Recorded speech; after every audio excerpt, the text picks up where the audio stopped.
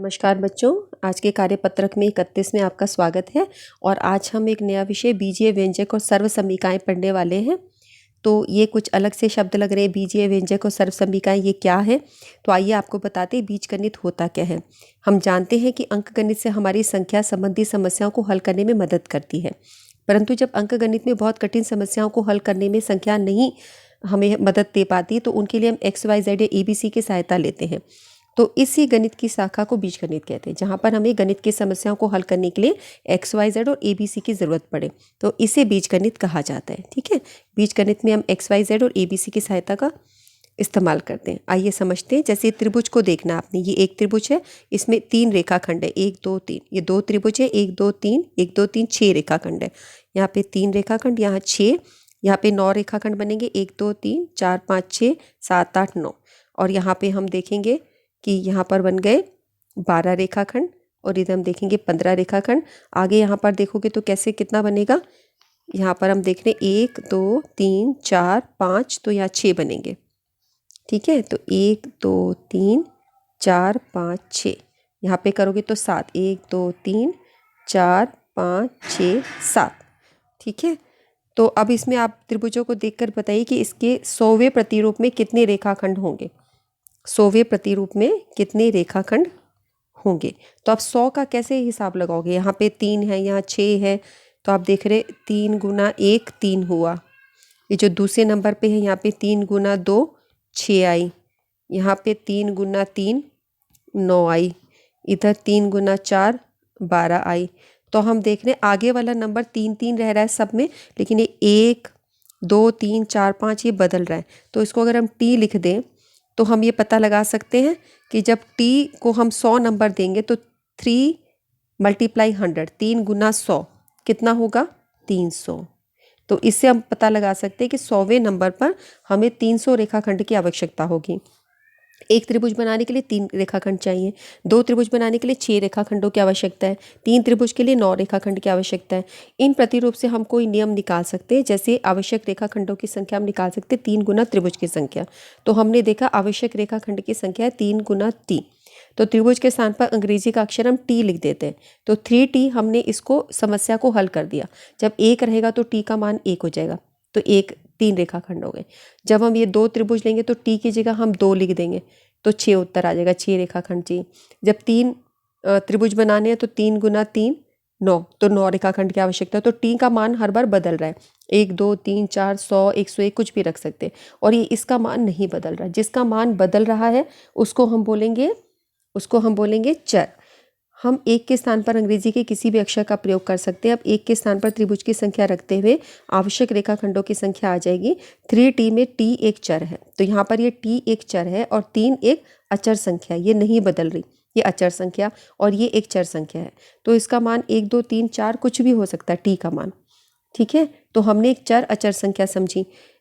Rashid e rickshaw द्वारा करोल बाग जा रहा है, वह आनंद पर्वत से करोल बाग जा रहा है। कहाँ से कहाँ तक जा रहा है? आनंद पर्वत से करोल बाग तक का सफर तय करता है। इस दौरान वो बहुत सी वस्तुएं और स्थितियों को देखता है जो किसी न किसी राशि के साथ जुड़ी हुई हैं। जैसे मुसाफिरों की संख्या उसने नोट करी, कैसे हो रहे हैं, बढ़ रहे घट रहे, नोट करता रहा। वो यात्रा का किराया, यात्रा की दूरी, ई रिक्शा का रफ्तार क्या है, किस स्पीड से चल रहा है, रिक्शे की पहियों की संख्या क्या है, रिक्शा के ड्राइवर की संख्या, सीटों की संख्या, ये सब उसने नोट किए।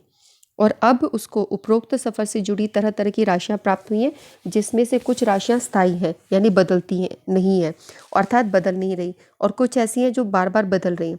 कुछ राशि बदल रही है, कुछ राशि नहीं बदल रही। तो आइए जाने के सफ़र के दौरान किन किन स्थितियों से राशि बदल रही है, और हाँ या ना में हमें उत्तर करना है। जैसे पहला देखेंगे, क्या मुसाफिरों की संख्या बदल रही है? मुसाफिरों की संख्या बदलती है, हाँ, हम बोलेंगे हाँ, मुसाफिरों की संख्या बदलती है, मुसाफिर कम ज़्यादा होते रहते हैं। क्या यात्रा की दूरी बदल रही है? यात्रा की कुल दूरी नहीं बदल रही, क्योंकि वो आनंद पर्वत से जिस जगह जा रहा है करोल बाग, वहाँ पे वो नहीं बदल रही है ना। आनंद पर्वत से करोल बाग तक का सफ़र हो रहा है, वो दूरी नहीं बदलेगी, जितनी भी दूरी उसके 2 स्टेशन के बीच में उतनी ही रहेगी। क्या रिक्शा की रफ्तार बदल रही है? हाँ, रिक्शा की रफ्तार बदल सकती है, कम ज़्यादा हो सकती है। सामने जितनी जगह है उसके हिसाब से हम दे सकते हैं। सड़क खाली है तो रिक्शा तेज़ चल सकती है, सड़क में आगे कोई और वाहन है तो रिक्शा की स्पीड कम हो जाएगी। क्या पहियों की संख्या बदल रही है? नहीं, रिक्शा में जितने पहिए उतने ही रहेंगे, वो नहीं बदलेंगे, है ना, पहिए थोड़ी बदलते हैं। उसके बाद क्या ड्राइवर की संख्या बदल रही है? ड्राइवर की भी उतनी है, ड्राइवरों की संख्या नहीं बदली। एक ड्राइवर चला रहा है तो एक ही ड्राइवर चला रहा है, 2 ड्राइवर उसको थोड़ी चलाएंगे, तो ड्राइवरों की संख्या नहीं बदल रही। क्या सीटों की संख्या बदल रही है? नहीं, सीटें भी उसमें जितनी बैठने की हैं उतनी ही रहेंगी, नहीं बदल रही। तो बदल रही है मुसाफिरों की संख्या और बदल रही है रफ्तार, 2 चीज़ें बदल रही है, बाकी ये सब चीज़ें नहीं बदल रही। तो जिन राशियों के मान बदल रहे हैं उनको हम चर कहते हैं। तो यहाँ पे मुसाफिरों की संख्या एक चर है और स्पीड जो है, रफ्तार जो है, वो भी एक चर संख्या है। जिन राशियों के मान नहीं बदल रहे वो सब अचर संख्याएं हैं। तो अब यहाँ पर आपके बॉक्स में चर संख्याओं पे गोला लगाना है और अचर संख्याओं पे बॉक्स लगाना है, ऐसा वर्ग जैसा। तो ये जो x, y, z, t, m, ये सब जो इंग्लिश के अल्फ़ाबेट्स है, ये सब हमारी चर संख्या होती है। तो इन पे सब पे हमने गोले लगा ली और ये अचर संख्या है, इस पे हमने, इनके मान नहीं बदलते। 5 हमेशा 5 रहता है, 5 कभी 18 नहीं होता, 18 हमेशा 18 रहता है, ये बदलता नहीं, अचर है, ये अचर है, ये अचर है, ये अचर है।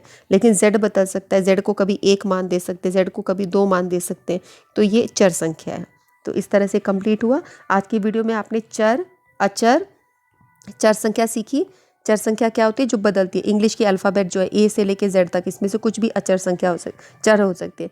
अचर वो होता है जो नहीं बदलता, ये सब गिनती वाली संख्या है आपकी, 1 2 3 4 5, ठीक है, ये हमने सीखा। और वो गणित की वो शाखा जो इन सब से, चर अचर से अपने गणित की समस्याओं को हल करती है, उसे हम बीज गणित कहते हैं। वो हमारी बीज गणित होती है, ये वाली, उस शाखा को बीज गणित कहा जाता है।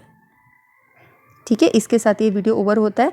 इसको अपने फ्रेंड्स के साथ में शेयर करो, लाइक करो और कमेंट्स करो इस पर। बच्चों, पीछे अभी 26 जनवरी गई है, 72वां गणतंत्र दिवस हमने अपना मनाया है। तो अगर हम अपने देश से प्यार करते हैं तो हमें राष्ट्रगान का सदैव आदर करना चाहिए। जिस वक्त भी राष्ट्रगान चल रहा हो आपके विद्यालय में, आपको हिलना नहीं चाहिए। बहुत ही 1 मिनट से भी कम 52 सेकेंड का हमारा राष्ट्रगान होता है, तो उतनी देर हमें बस उसके सम्मान में सीधा खड़ा रहना चाहिए, ठीक है, अटेंशन में एकदम। और राष्ट्रीय संपत्ति को कभी नुकसान नहीं पहुंचाना चाहिए। हम ये देखते हैं कि आजकल लोगों के अंदर इतना गुस्सा आ गया कि जब कोई चीज़ में सरकार के खिलाफ होते या कुछ भी, किसी चीज़ पे भी गुस्सा आ रहा हो तो तोड़फोड़ मचाते हैं, बसों को जला दिया, सड़कें फोड़ दी, ये सब कुछ अलग अलग कार्य करते हैं। उसमें क्या नुकसान होता है बच्चों? अगर बसों के शीशे टूटे तो तुम्हें परेशानी होगी। तुम सर्दियों के दिनों में उसमें ट्रैवल करोगे तो तुम्हें ठंड लगेगी। बस अगर कम हो गई तो तुम्हें आने जाने में दिक्कत होगी। तो वो सारी चीज़ें, जो बसें, कारें, जो सब चीज़ें हैं, ये राष्ट्रीय संपत्ति है, वो सब हमें ही नुकसान होता है अगर उसके अंदर कुछ नुकसान हो जाए। वो सब हमारे टैक्स के पैसों से बना है। तो विरोध करने के दूसरे तरीके अपनाने चाहिए। हमें तोड़ फोड़, आगजनी, ये सब नहीं करना चाहिए, क्योंकि हमारा टैक्स का बहुत मुश्किल का पैसा कमाया, हम जो सरकार को टैक्स देते हैं उनसे वो सारी चीज़ें होती हैं। तो बसों को जला दिया और ये सब चीज़ें, कभी भी इतना गुस्सा नहीं आना चाहिए, कि कितने गुस्से नहीं होना चाहिए कि अपना ही नुकसान करा, है ना। हम अपने घर में तो आग नहीं लगाते, तो ये राष्ट्रीय संपत्ति भी हमारा अपना घर है। उसके बाद बच्चों, एक चीज़ ये है कि अपने अंदर अच्छी आदतों का विकास करो, इससे तुम अच्छे रहोगे, तुम्हारा घर परिवार सुखी रहेगा, और जब हम सब अच्छे बनेंगे तो हमारा देश तो अपने आप ही अच्छा बनेगा, ठीक है। तो ये तरीके हैं अपने देश को सम्मान देने के लिए। हमें इनको कभी भी विपरीत परिस्थितियों में इनको भूलना नहीं चाहिए, ठीक है, क्योंकि देश हम सबसे बन रहा है, हम ही तो देश को बना रहे हैं, ठीक है। ठीक है बच्चों, इस वीडियो को यहीं ओवर करते हैं, फिर मिलते हैं हम। ओके, बाय बाय, जय हिंद।